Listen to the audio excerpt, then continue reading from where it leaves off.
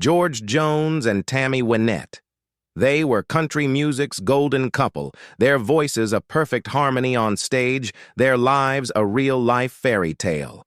Or so it seemed. They were crowned Mr. and Mrs. Country Music, and their tour bus even had the title painted right on the side.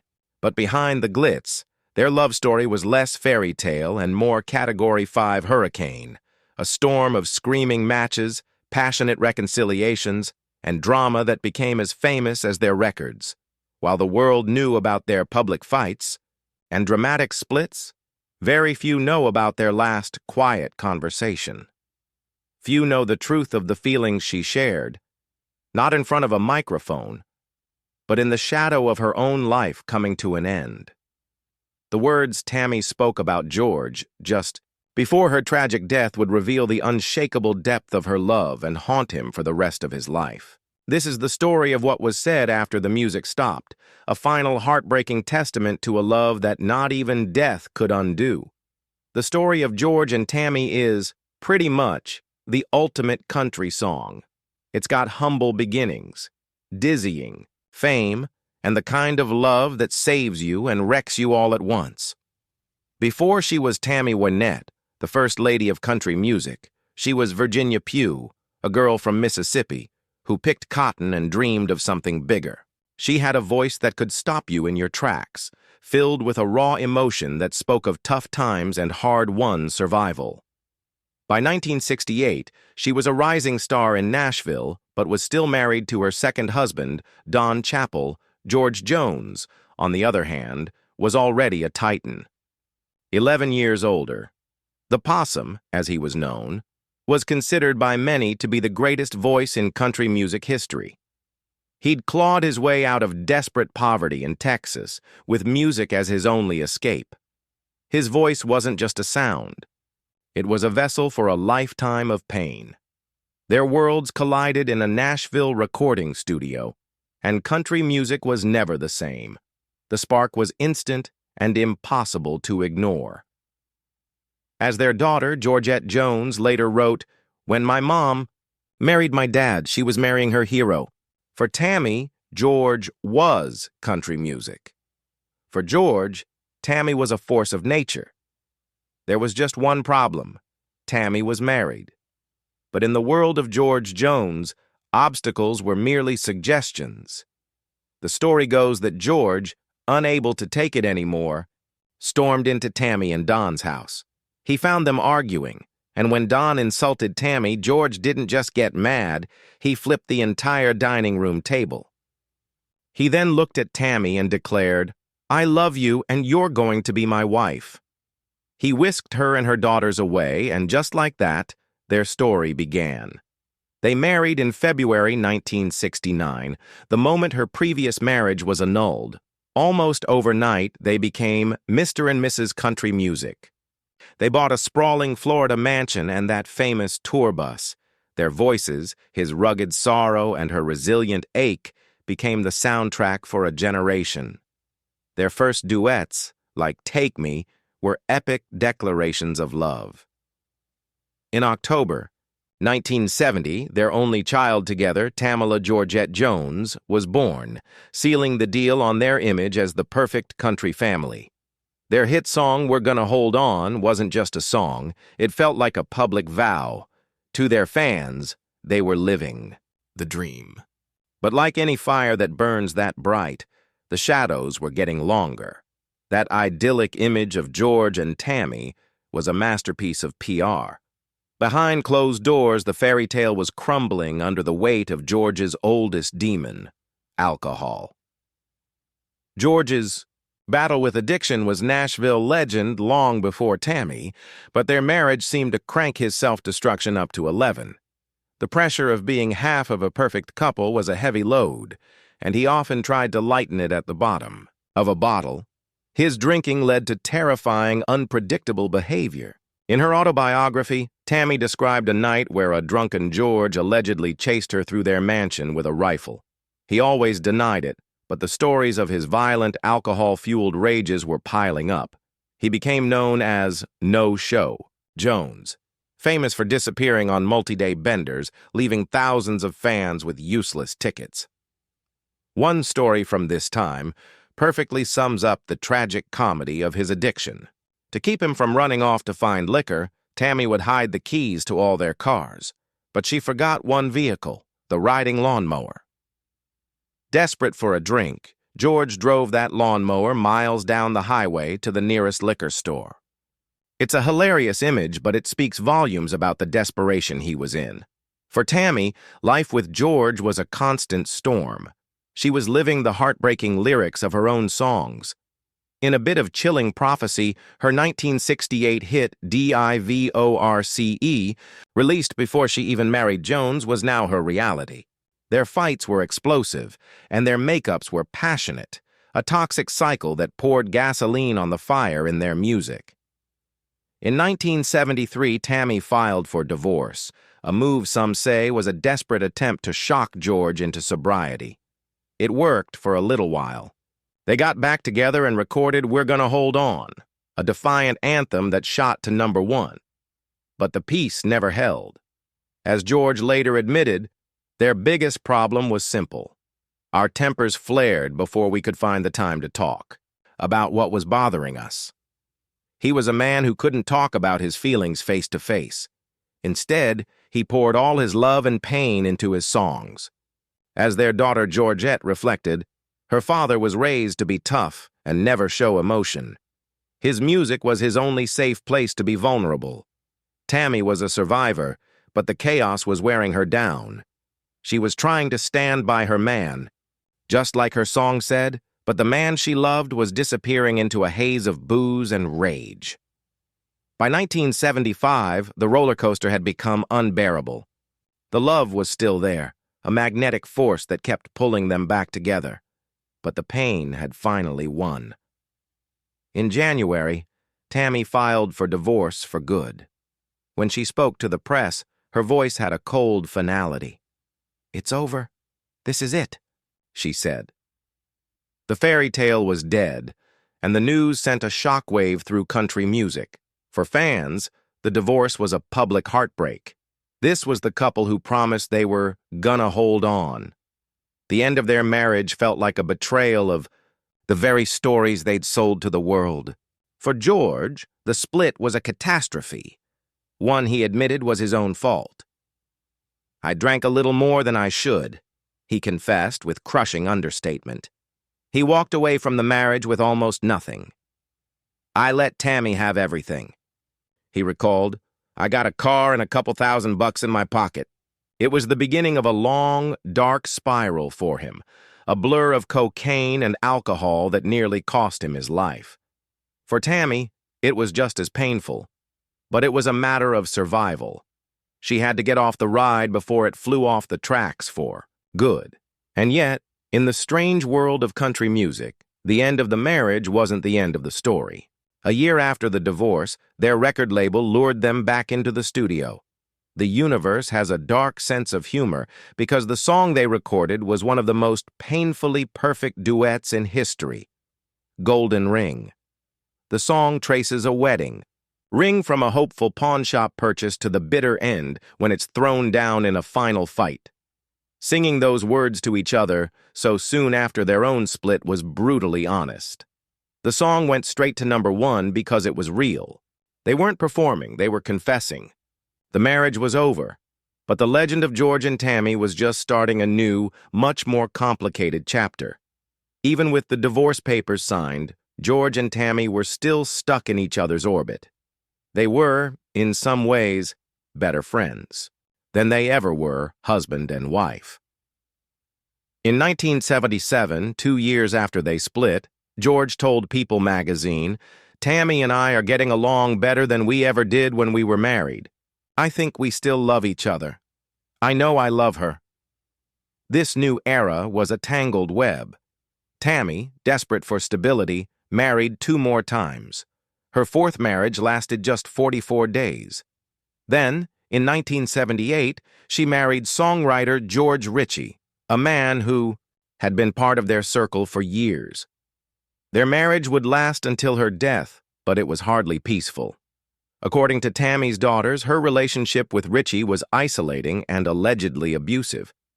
They claimed he controlled every aspect of her life, from her career to her family.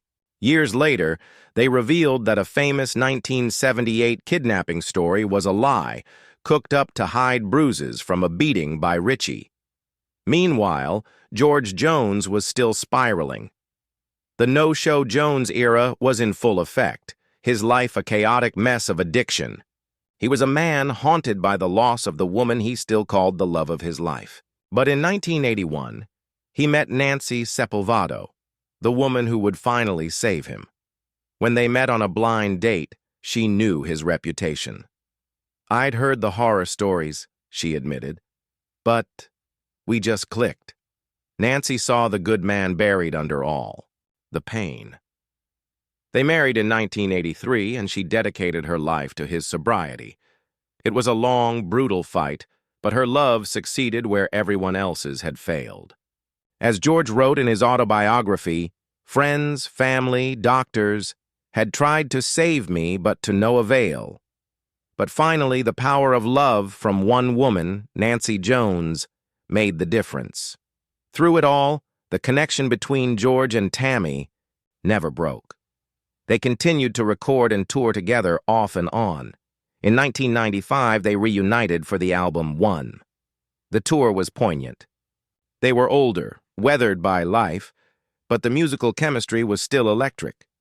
Tammy admitted, "More than anything, I missed the duets with George." George tried to play it cool, claiming, "It brings back a lot of memories of old stage things." Bah!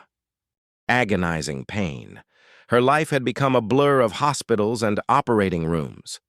She endured over 24 major surgeries for chronic abdominal issues, leaving her dependent on prescription painkillers, an addiction that haunted the last decade of her life. Her frailty was becoming obvious. The powerhouse performer who once owned the stage now seemed fragile. Yet she was a warrior in a sequin gown. She pushed on, pouring every last ounce of her energy into her performances, refusing to let the pain silence her music. Her final tour with George Jones in 1995 was a testament to that grit. On stage, the old magic was still there. Their voices, weathered by time, still blended with that heartbreaking harmony. They were two old soldiers of country music, sharing a stage one last time, singing the story of their lives from "We're Gonna Hold On" to "Golden Ring." But off stage, things were grim. Tammy's health was failing fast. According to her daughter Georgette, her marriage to George Richie continued to be a source of turmoil. Many, including her daughters, believed Richie enabled and controlled her painkiller addiction, a dark cloud that still hangs over her memory. Georgette painted a picture of a woman trapped by her illness, her addiction, and a marriage that allegedly made it all worse. In March 1998, Tammy made her last TV appearances. She looked exhausted, but she was still Tammy, giving her all for the fans. It was in these final difficult weeks that the true, enduring nature of her feelings for George Jones would come to light. The drama was long over. They had, as George would say, closed the chapter on the chaos. But the story wasn't quite finished. Fate had one last, quiet encounter planned for them, and it was here that the most honest words about their legendary love would finally be spoken. When you hear "last words," you probably picture a dramatic deathbed whisper. But the final word on George and Tammy's relationship wasn't a single sentence she spoke to him. It was a truth, a sentiment that came out in the quiet twilight of her life, confessed to the one person who linked them forever. Their daughter, Georgette. In her final pain-racked weeks, Tammy's thoughts kept turning to George. Georgette Jones says her mother confided in her with a startling clarity. In a quiet moment, she told her daughter that despite all the heartbreak, all the chaos, and all the other men, George Jones was, and always had been, the one true love of her life. For fans, and for George himself, this was everything. After all the public drama and separate lives, This was Tammy's final verdict. It wasn't a line for a song, it was a mother's truth. It was an admission that the fiery magnetic pull that first brought them together had never really gone away. Her other marriages might have been a search for stability, but they were not a replacement for the all-consuming love she felt for him. This is the emotional core of her last words. It's what brings tears to the eyes of their fans. It confirms what they always heard in their duets, that beneath all the struggle, the love was real and mythic. There was also one last private meeting between George and Tammy shortly before she died. The details are a closely guarded secret. George himself would only say that he was glad they were able to work together again and close the chapter on everything. His refusal to share what they said speaks volumes. He kept that conversation as a private treasure, not a public story. The bitterness was gone. All that remained was love and forgiveness, a final grace note to a turbulent symphony. On April 6, 1998, the music stopped. Tammy Wynette was found dead in her Nashville home at 55 from a blood clot in her lung. For the world, a legend was gone. For George Jones, a piece of his soul had been ripped away. The news hit him like a physical blow. In a statement, his grief was raw and palpable. "I am just very glad that we were able to work together and tour together again," he said. "It was very important for us to close the chapter on everything that we had been through." Then he got to the heart of it. Life is too short.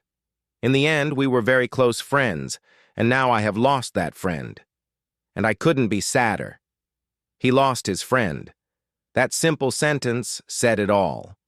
After all the epic love and explosive fights, what was left was a deep, abiding friendship. Tammy's death fundamentally changed his relationship with their daughter.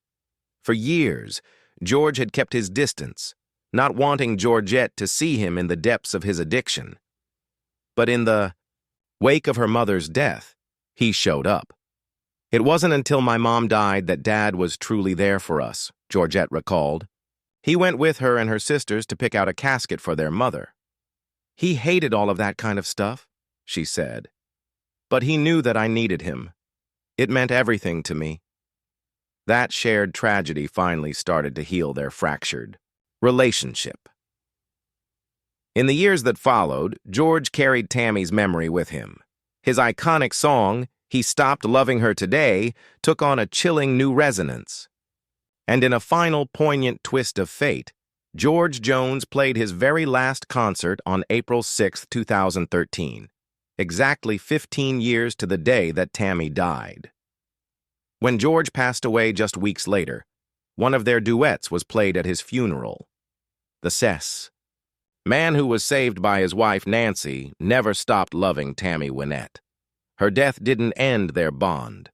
It immortalized it. The story of George Jones and Tammy Wynette isn't just a chapter in country music history, it's the genre's foundational myth. They lived their songs, giving a voice to the hopes and heartbreaks of millions. When they sang, "We're gonna hold on," they were desperately trying to do just that. When they sang Golden Ring, they were processing their divorce in real time. They didn't just perform music, they bled it. Their most enduring legacy is the story itself. It's a cautionary tale about addiction, but it's also a story of incredible grace. The fact that they found their way back to a loving friendship is a testament to their connection. They divorced, remarried, and built new lives, but they never truly left each other. Tammy's final sentiment, that George was the love of her life, is the story's anchor. It confirms that beneath all the hurt, the love was real. In the end, that's how they're remembered. Not just as royalty, but as two flawed, brilliant people who created something beautiful out of their own chaos. Their love story, with all its fire and harmony, became their greatest song, a song about falling in love, falling apart, and finding a way to forgive. It's a song that reminds us that some bonds can't be broken, not by divorce, not by time, and not even by death. In the end, For George and Tammy, love had the last word. The story of George and Tammy is one for the ages. If you love the real stories behind country music's greatest legends, make sure you subscribe for more tales of love, loss, and the songs that live forever.